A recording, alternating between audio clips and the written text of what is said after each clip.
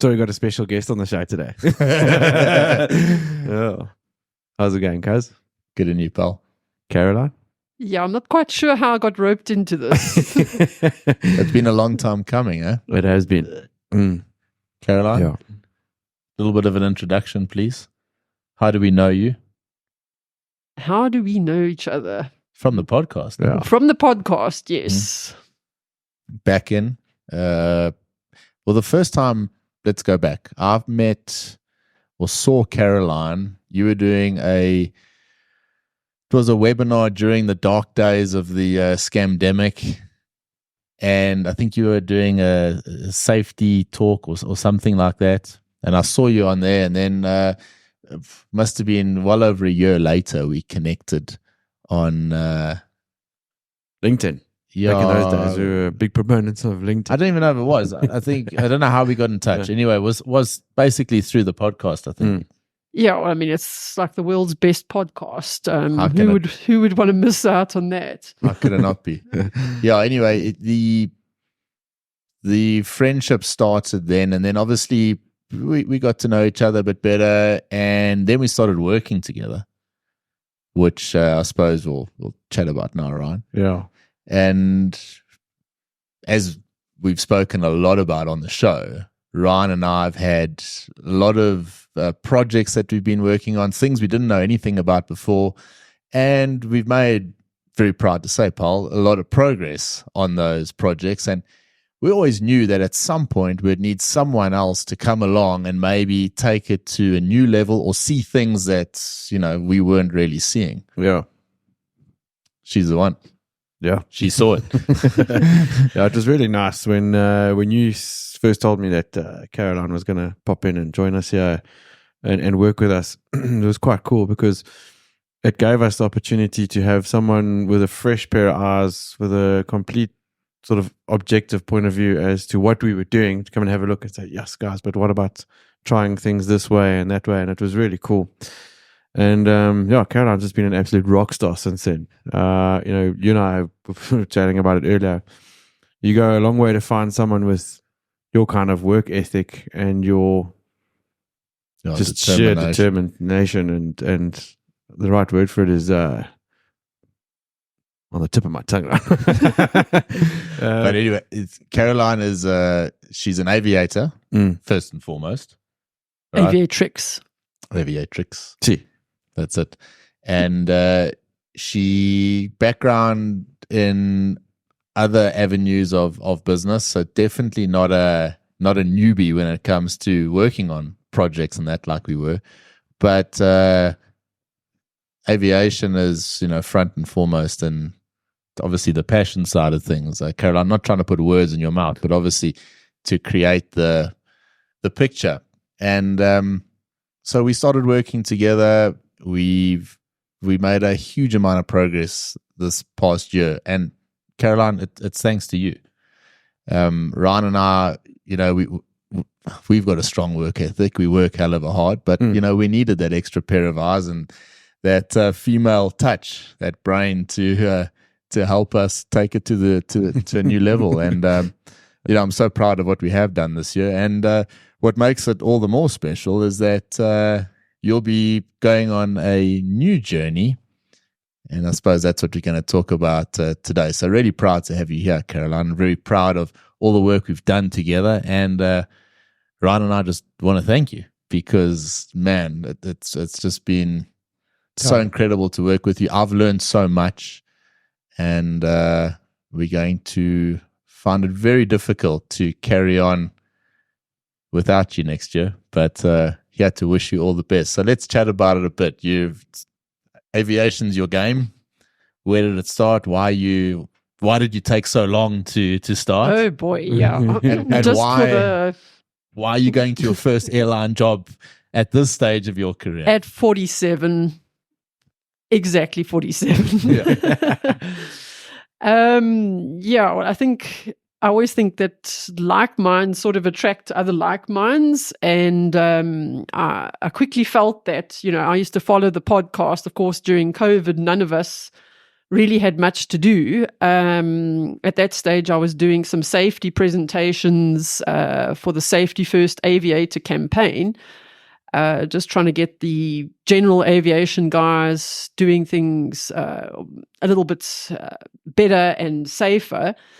I didn't realize anybody was actually watching that stuff, but I suppose it's just the same with Bryan and Ryan. I don't think every week they're doing this, but don't realize the impact that they are making by doing this podcast.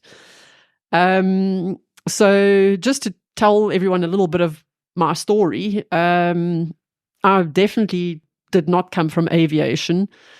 I started actually by studying a degree in political science, which is very helpful when you're dealing with these guys. But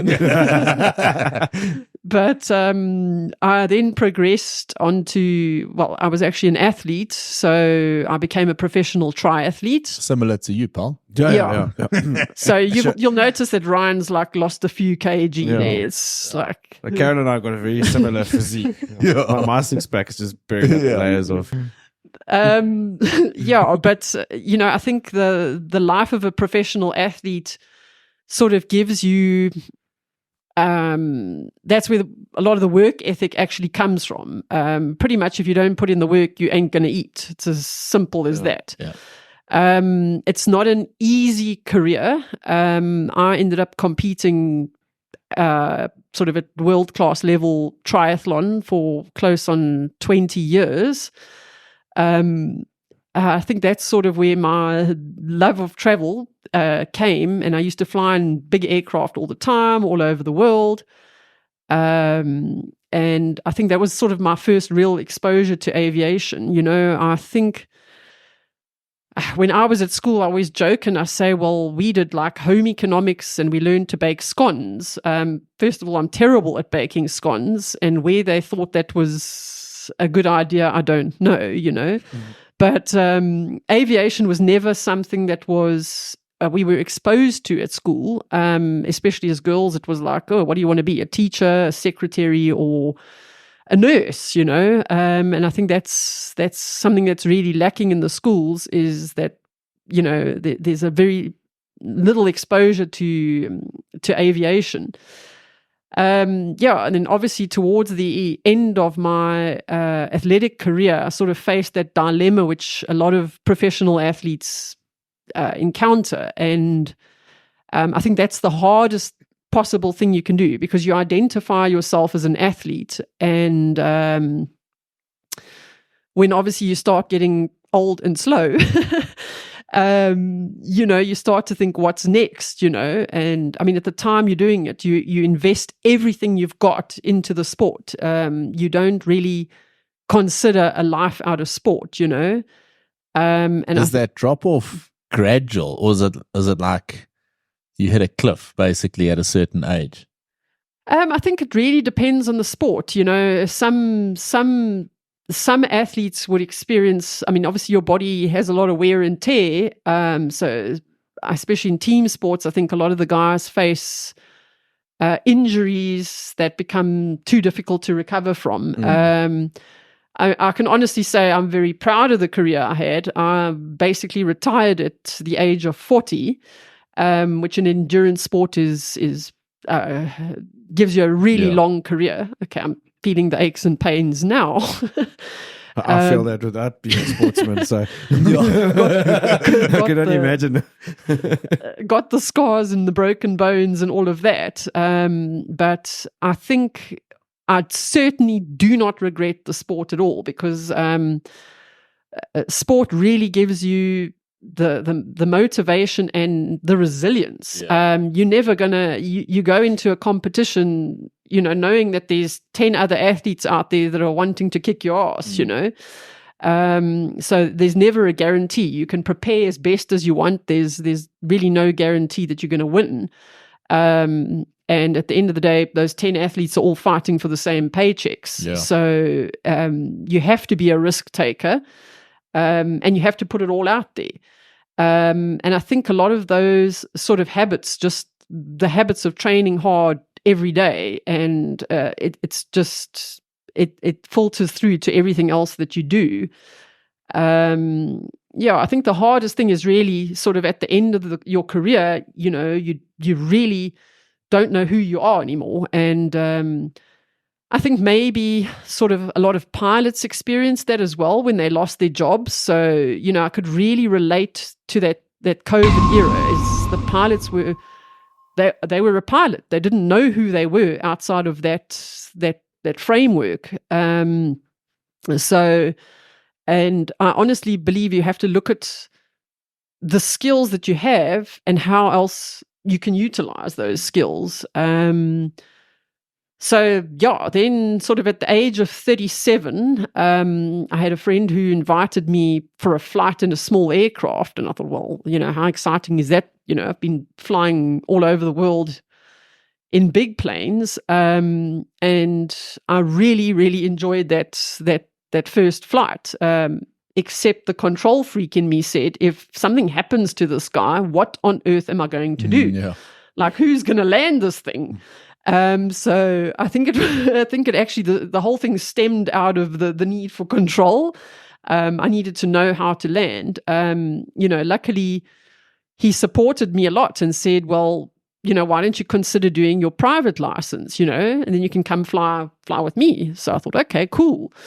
And that's how I started with the flight school. And I think the first day I kind of rocked up there, I hadn't studied in about 20 years. I never did maths in matric. So that was quite a challenge. And I think also being taken seriously when you this age, like people think, oh, what does this person want to actually do here? So I found it really hard to sort of get answers to all my questions because they just thought, well, she's just here for fun, maybe just learn how to land a plane, And let's face it, you're a girl as well. Yeah, definitely. So that was probably the biggest headache of everything was being taken seriously, And, I think a lot of general aviation guys out there, a lot of their wives would be actually really interested in flying, but they're never encouraged or told that they can do it. It's always like, oh, no, it's like a guy thing. But, I really do encourage the girls out there to really give it a try, it gives you a big sense of achievement. So I got my PPL, and then I actually thought, well, like, what if I could become like a commercial pilot, So of course I kept the secret to myself because I thought people are going to say I'm nuts wanting to become a commercial pilot at that age. And of course then, with the sport, it was quite difficult time schedule. So doing my commercial license was a very long process, obviously financing everything myself. It's not easy, but I just want to let people know there's no rush. If it's your goal, there's no time limit to that goal. And I think I got my commercial license in 2017. So it probably took me about 4 years to get my commercial license. I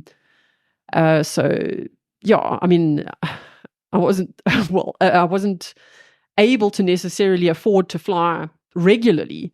So I would do whatever I could. I started sort of a small business on the side, just trying to make enough money just to pay for those flight lessons, and that's eventually how I wrote the book. Wrote a radio book because I realized, well, actually I have skills which are which can be useful in aviation. I looked at the study material and I thought, well, I can actually do this better, and I know what a student needs. Those boring black and white books, just I thought, oh, I can't face this again. So I thought, well, why don't I make something that other students would like? So then I had some time on my hands and I thought, okay, well, let me write a radio book. And that's what I did, So it started there, and then from the commercial license, I went on to do an instructor's rating. which I'm very proud of Ryan for doing his. Is not an easy thing either, and then actually instructing on small aircraft. I actually found a lot of joy in it because a lot of the people that I found, or students that I trained, were actually older guys. A lot of them wanted firstly to do a private pilot license, and it's the same thing. Like, nobody ever says to the guy, well, hey, you really enjoy this, you hate your job, you can fly, Yeah. You retire at 65 in aviation, so what's stopping you? You don't have to do what you're doing right now forever. And that's what I really enjoyed, was motivating the guys out there that had the childhood dream of flying, but maybe never had the money to do it and ended up in other jobs. Yeah, and then I ended up here.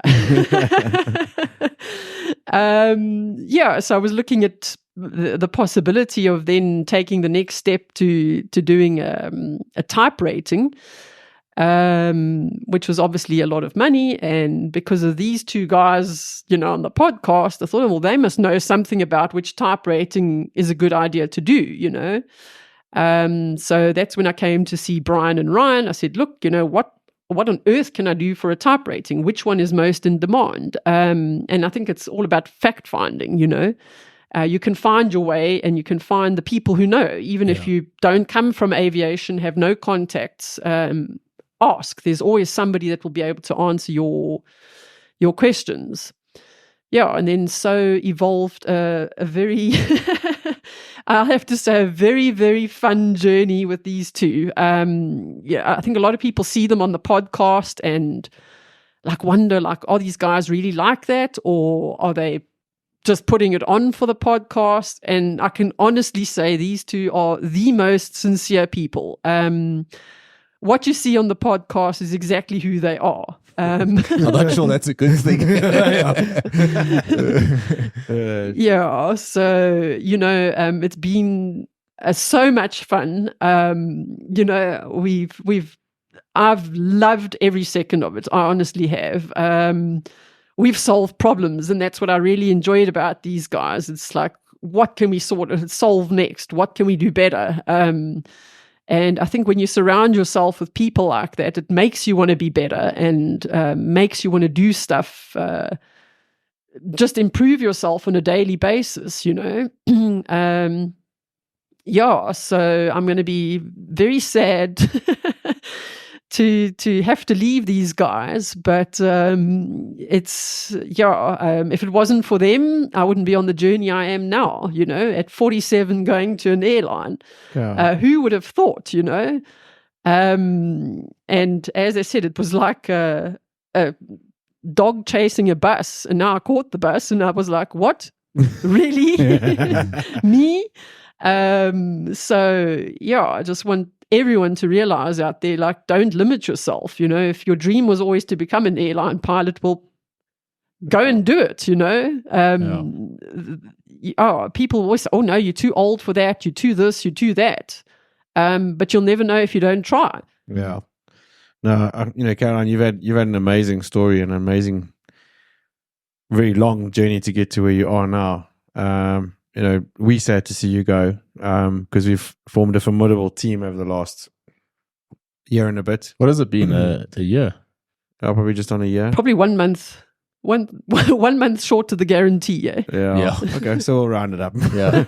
But I mean, you're going to enjoy your next steps in the journey, because I think getting to that level where you actually get a chance to go and put your hands on a commercial airline and go and experience what it's about, it's going to open up a whole new world and a perspective, and you'll gain a lot of experience, and it's a massive adventure, and you deserve every bit of it. I mean, your determination and your ethic is certainly rubbed off on other people in our facility as well. I think people see, that those qualities in you, and it's been a massive inspiration. So, I'm looking forward to perhaps jumping on one of your 145s very soon, and seeing you up front, and then your voice. Getting paxed around. Wow. Yeah, I'm looking forward to being the new correspondent. Yes, Yeah. the correspondent from So should we just let him country cut out the nearby. back? Yeah. We're going to have a correspondent in Swatini. Yeah, I That's think people awesome. ask where is that. So Yeah. I'll leave it there. It's not far. Go find out where it is. Yeah. It's very cool, though. Ryan, Yeah. one of the things we've spoken a lot on the show is we also have tapped into the negative sides of flying. Oh, yeah. You and I spent a lot of time flying for an airline. There are definite pros to it. There are definite sort of negatives. Waking up at all sorts of terrible hours. It's not all sunshine and rainbows. You're away from your family and all the rest. But one of the things that sort of rung true with this, Caroline was speaking to us a lot. What is the next step? What do you guys think that we should do? And I think it's safe to say that we're both pretty aligned with our thinking, and that you want to go and you need to go fly for an airline, not to tick that box, but there's something about going to a proper operation with a proper setup and go and operate there for a bit. It'll change everything you know about flying. Your learning curve is going to be so rapid that I don't think you can get away with sort of not taking that step, particularly, with what Caroline's goals were. If your goal is to stay on the general aviation side and, fly on the weekends, that's another story. But, Caroline is doing this as a profession. She wants to be an airline pilot, and you have to take that step. And when I think back and to what we learned at that phase of our lives, we would not be sitting here today without that knowledge. Caroline's spoken a lot about, the things you've learned you can use somewhere else. And we spoke a lot about that during COVID. I mean, that was a big topic of discussion all the time. There were buzzwords that popped around, transferable skills and things like that. Yeah. And you can have that, but you've got to have the David Goggins sort of fire in your belly, the guts to actually go and execute on that, do something with that. Yeah. So this next step is so critically important for you and for your career, and just to give you that bit of knowledge and knowing what Ryan and I learned, in our first sort of proper airline job. I'm so excited for you to know that, in a few years' time, you're going to have this sort of wealth of knowledge that is worth so much. And it gave me, just watching this whole thing unfold, it gave me a renewed appreciation for what we actually did, 15 years ago, whenever it was, going into the airline. Exactly. So, very proud of you. Going the next step into an airline, I think, is what transforms you from being just a commercial pilot into a professional pilot. Because, like you said, there's something about operating in an airline with the SOPs and the way things are done, and the structure to the flying and the pace at which you eventually learn how to do things to become more efficient in the flight deck and, basically in and out of the flight deck. That's what forms and shapes a professional pilot. And that's the journey you're about to jump in on. And in a year's time, you're going to have a whole new story to tell. And it's going to be exciting to hear that, I'm sure. I'm also excited for the airline to see how quickly they learn how valuable someone like Caroline is in their organization. Something that I would pick on with the airline we were with for so long is that because of seniority and things like that, doesn't matter how good you are. Don't mean good flying skills. I mean, how much value could you add to the organization is limited by how senior you are in the company. Yeah. And I don't think there's room for that anymore in aviation. I think if you rock up at an airline and you show a specific standard, not just your flying skills, but you can add value to that company, which I know Caroline will. Be interesting to see how quickly she rises up there. Cleans up shop. Yeah. But no, very cool.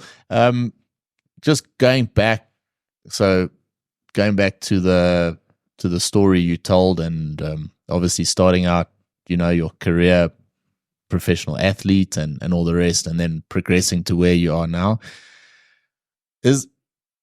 we see this a lot these days, or you don't hear enough about it. Maybe the story's not told enough, but is it becoming maybe a little bit more common now that you can, even at our age, sort of around, we are going to take a bit of a tangent and go off in a new career direction. It doesn't mean that all the stuff you've learned along the way you throw away. Of course, you take that and move forward. Does it maybe give you a little bit of an advantage? I mean, I think it does, because Caroline said something earlier, and that buzzword sticks with me every time. It was resilience. You know, your previous career as a triathlete, I mean, you needed resilience to push through everything. Yeah, and it's that resilience that's seen you through all the ups and downs and the loops and the boxes that you've had to tick and the shit you've had to put up with to get to this level, as well as making those decisions that are usually pretty hard about which way this new adventure is going to take you. I think it boils down to resilience. Huh? Yeah, I think also that, you know, the world has become so dynamic. We're not in an age where people stay with the same skill set for extended periods of time. I think to survive in the modern world, it doesn't matter what you do. You have to continuously improve your skill sets, and I think that's the thing you got to focus on. Is really just there's an opportunity in every problem. Yeah. You know, I don't think it's good avoiding them, avoiding the situation.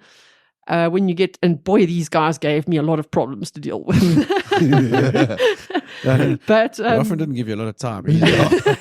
Like, if I want something done, it must be yesterday. You know, and I thought, like, I don't know anything about this, you know.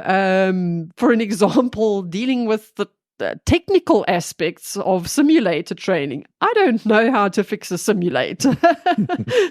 But I thought this was actually pretty cool, because now I'm going to learn about the technical side of things. And I actually discovered quite a lot of the magic that happens behind the scenes at a simulator facility. Just to explain a bit more there. So we invested in quite a sophisticated ERP here, and it needed to be customized to our specific operation.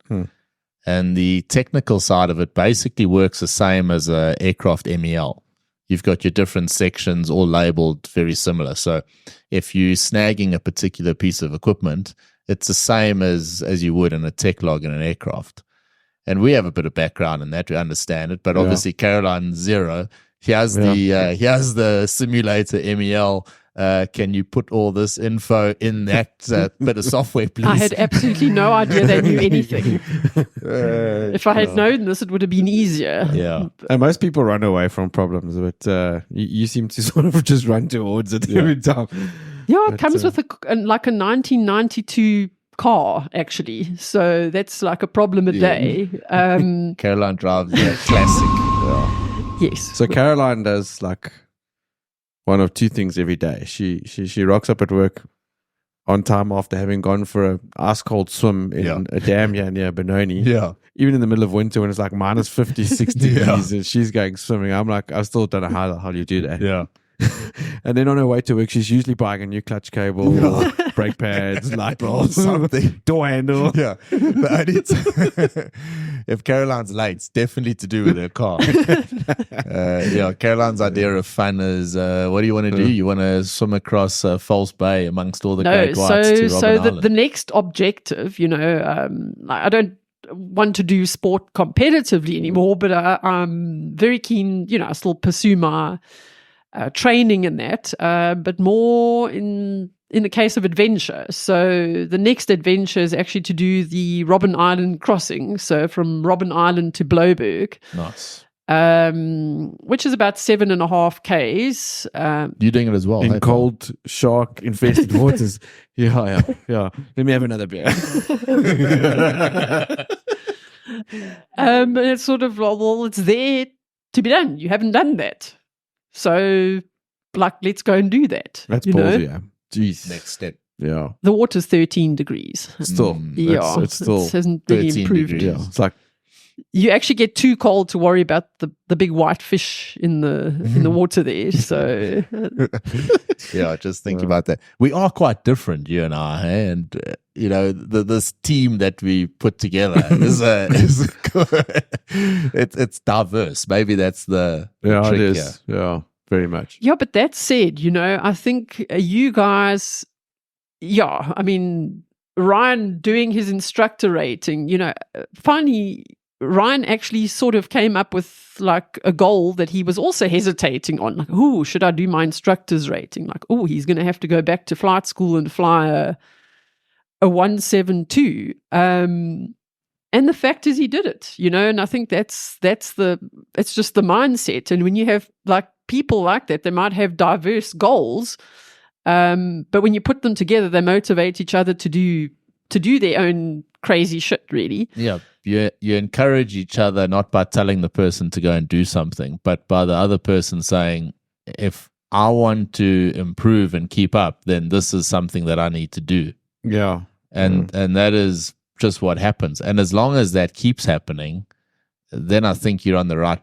trajectory. But then how important is it that you are actually around the right people? Well, because you could very easily be in the other direction. We've said it time and time again, you got to surround yourself with the right people and don't get mixed up in those circles that bring you down. Really. Bring you down. You've got to be looking for upliftment all the way. Yeah, and maybe there's something to that. Maybe it's not even a case of if someone brings you down or a group brings you down or something you do brings you down, then it's relatively easy to identify, and then most people with a bit of intelligence will step away. What I think is worse is when you're in a situation like we were in the airline, where it's not that the airline was bringing us down, or it was not an airline per se. It was probably the company that we were working for.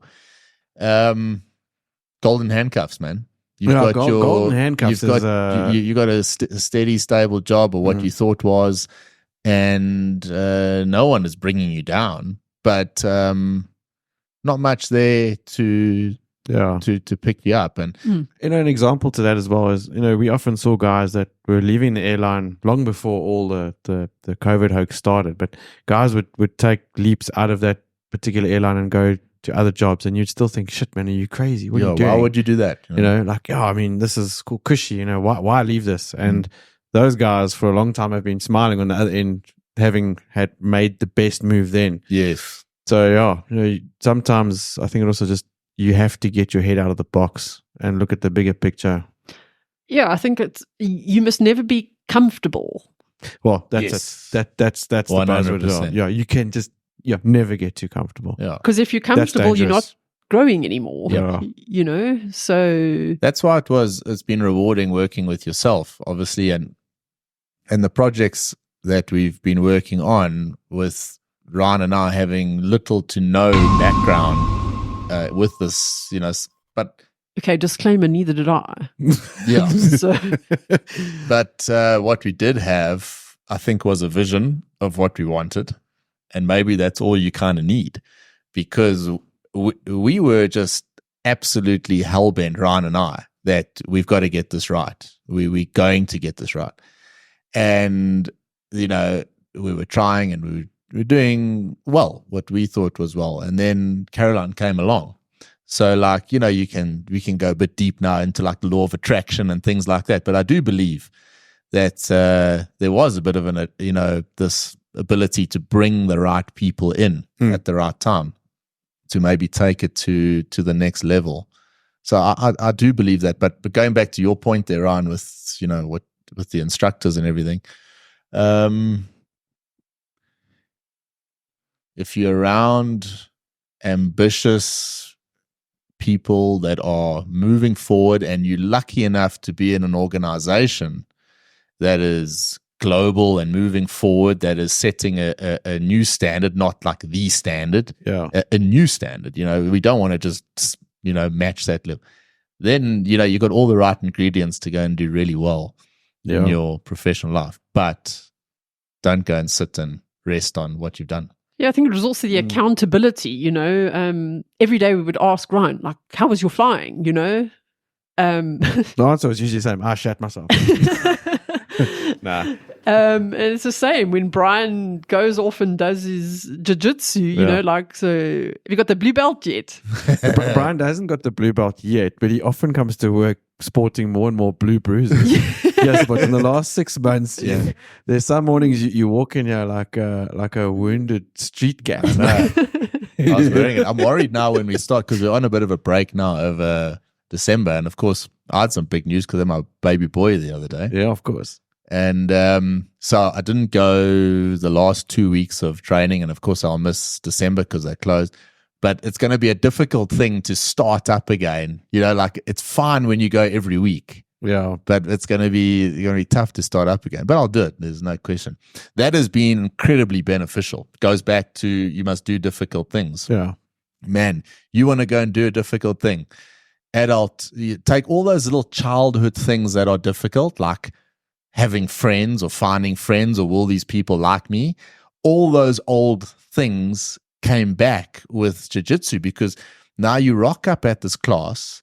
There's the head coach and, you know, all these other students that have been there, done that, you know, the whole whack. And now you rock up there and it's like, first of all, they say, right, go find yourself a partner and let's drill some moves. You got who am I going to find a partner with? Yeah. There's like one guy, you know, Bryan, come, I'll show you what to do.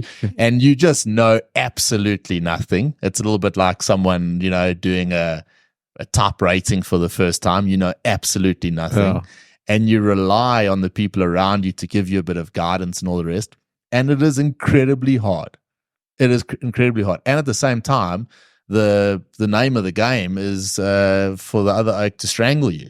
That's what you're trying to do. He's trying to get you in a position, get on your back so he can strangle you. So you're actually putting yourself in a position every week of rocking up at this little school with a whole bunch of guys that you don't really know. Find a mate there to drill the moves with you, and for the next hour and a half, you're going to try and strangle each other. And you'll do that every Monday and Wednesday for a year. And then it goes back to that Jordan Peterson thing. I love, Jordan Peterson quotes for me, work as hard as you can on at least one thing and see what happens. And so I go to this class every week, you know, come hell or high water. And then like Nicole says to me, because I say to her, no, I'm doing well now. Like I'm actually smashing a few oaks. And she says, yeah, but of course you are, because, you know, look how much effort you put into it. I mean, I watch YouTube videos about it. I check, I drill like a move. You're like obsessed about it. My poodle there on the floor is there. And I obsess about it. Yeah. And I think that's the only way to do it. Yeah. It is like the only way to do it. I mean, go back to your instructors now for the last few months. I mean, you've worked your ass off on it. And I can see that the focus has been this.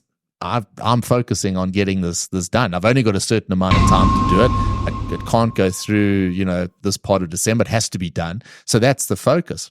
And there's something really rewarding about getting on top of that as well. Yeah. You know, when you come out the other side of it, it's like, damn, I did it. Okay, cool, awesome. You know, then you have this weird, like, sort of like whatever, an anticlimax. Yes. It's like, shit, okay, so what next?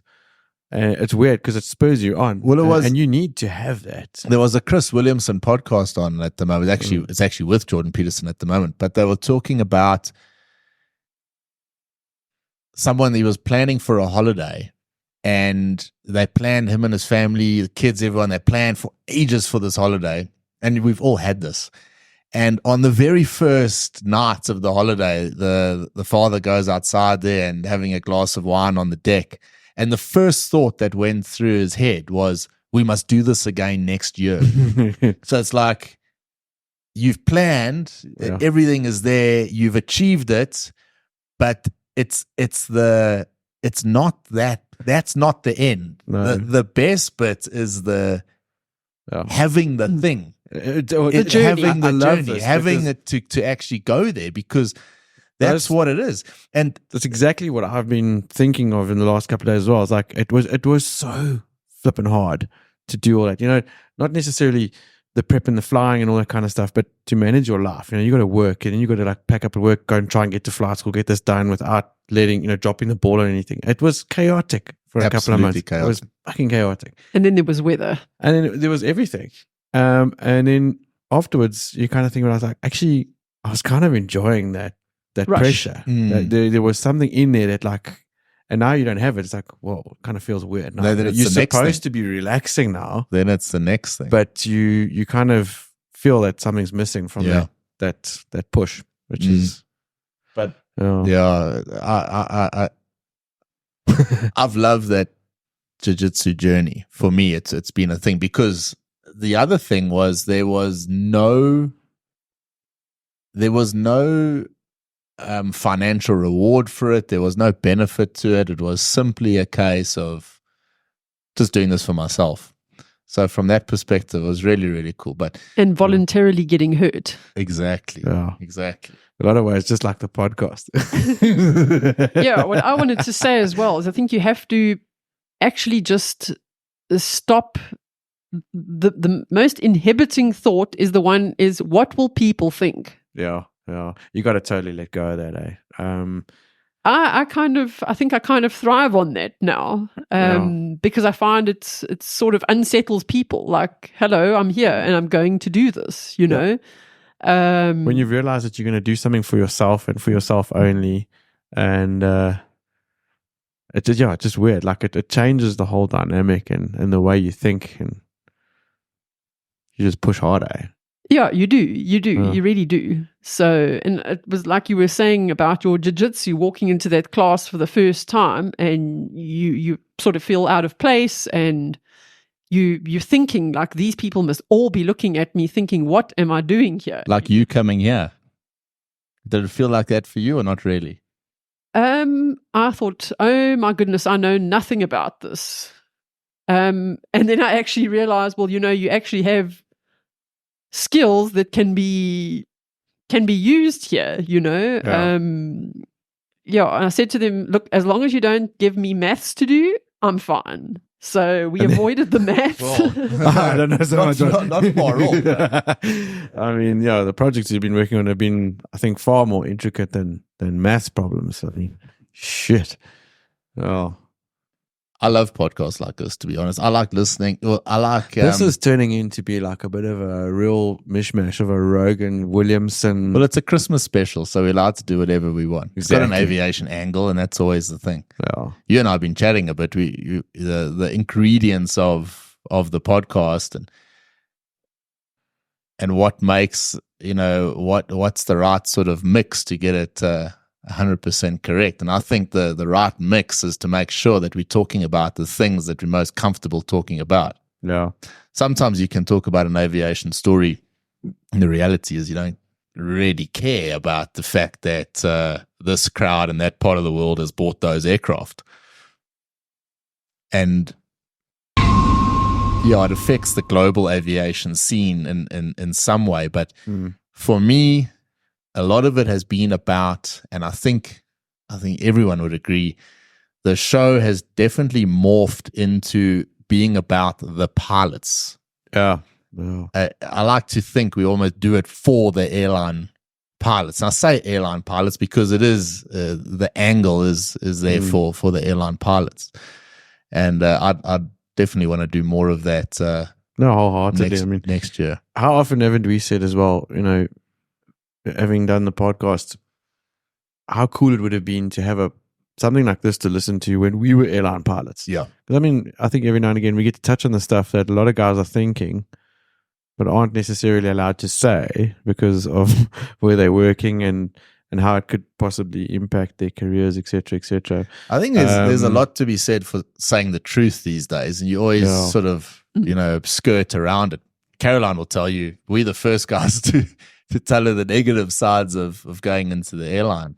Yeah. What Caroline said the other day sort of rang true. She's been very much a voice for people that decided to start flying late in their career, that it is possible that you can go and do it. And it doesn't matter how old you are. If you're a female, you can go and do it. Now, there's a lot of female pilots out there. There's a lot of people out there that show that they are pro-female pilots or whatever it might be. Caroline is the epitome of someone that is, yes, she's pro-female pilots. You can do it. You do belong here. But you actually do something about it. You actually like... You walk the talk. You're not asking for a place here because you're a female. That is so critical. Yeah. Because you see so much of it these days. It was a big thing with all the pilot mental health thing that went on. Yeah. These sort of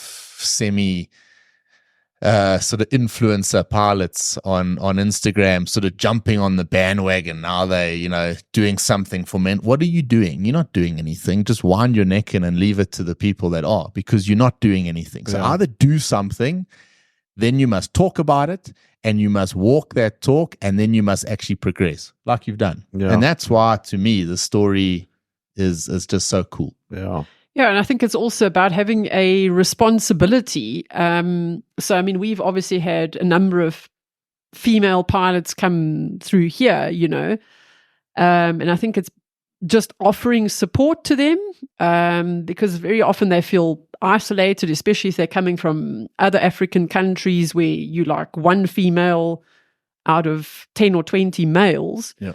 And I think, doing type ratings and things like that is really hard, and that females do respond differently, there's so much pressure on us that we feel that any little mistake is like a catastrophic failure. Yeah. Really, it is that. And I think our responsibility is to encourage those women also who are struggling to pay for their flying and things like that. It's you have to encourage them. It's a hard journey. Don't get me wrong. Many tears were shed on this journey, but it's just that at the end I said I have to do this for all the people that I told myself not to give up. And that's made me very happy when I've seen some of the other women who've also had a hard time and they didn't give up. Like Bryan said earlier as well, I suppose a lot of times in conversation you've heard more than your fair share of the negative aspects that we spoke about. And I suppose, I really hope that it hasn't, because I know you're a little bit nervous about some of the aspects of your new move now and everything, but I hope it hasn't distracted you too much. You really are going to enjoy going into this whole new step now. It's going to be fun. And you're going to love it. You really are going to love it. You're going to do really, really well. Yeah, just for everyone to know, I am actually terrified out of my mind. But that's good, because it actually is good. So I'll just warn everybody when my first flight's going to happen. You can just tell your family and friends there will be those things that flight. When you're flying on a hot summer's day and you do an aircraft change and you climb into the aircraft and you sit on that sweaty sheepskin and you're going to smell that and you're going to be like, I remember that accent. That's what they were talking about. Yeah. But that's the small things. That's cool. I think there are advantages to doing it later on. I think that it's kind of cool in a way. It's different, and you're not going to go in there wondering about anything else. So yeah, exciting next step for Caroline. On behalf of sort of Ryan and myself and the whole team that you've worked with, really do want to thank you. It's me who's got to thank you guys. I really would have not got here if you guys didn't believe in this 40-year-old person that had this crazy idea to fly a jet. So thanks, Caroline. Thank you very much for everything, and all the best. And please keep watching the pod. Yeah. And no discount for no comments. You still need the comments every week. And as I say, we'll see you on the line. We'll see you on the line. Cool. Have a lovely Christmas, everyone. Yeah. Thanks for watching the Christmas special. Yeah. Enjoy it. Take it easy. Be safe, and enjoy the time with a little. We didn't say congrats to Bryan. Yeah, we've been trying to get an opportunity, but he doesn't stop talking. That's true. Yeah. So from our side, massive particularly congratulations. Particularly when you start talking about Chris Williamson and Jordan Peterson and stuff like that. Thanks, guys. Enjoy. All the best. Thank you. Bye for now. Cheers. Right echo, line up and wait. Straight right echo, line up and wait. Now to 204. PC 4103, contact Chicago departure. Good morning. That was 553 uniform, so left heading 250 and on another turn. Left heading 250, Sky 553 uniform. Tower runway 34. Runway 3494 for now, stand November short of Echo Echo, and we'll work that out. You can expect the full length for departure. November short of Echo Echo, runway 3494. Skywest 553, uniform turn left heading 220 and contact Chicago departure. Left heading 220, contact departure, Skywest 553, uniform. United 204, flighting 270, 28 right, Echo Echo cleared for takeoff. Okay, 28 right and Echo Echo cleared for takeoff, heading 270, United 204. Sky 5169.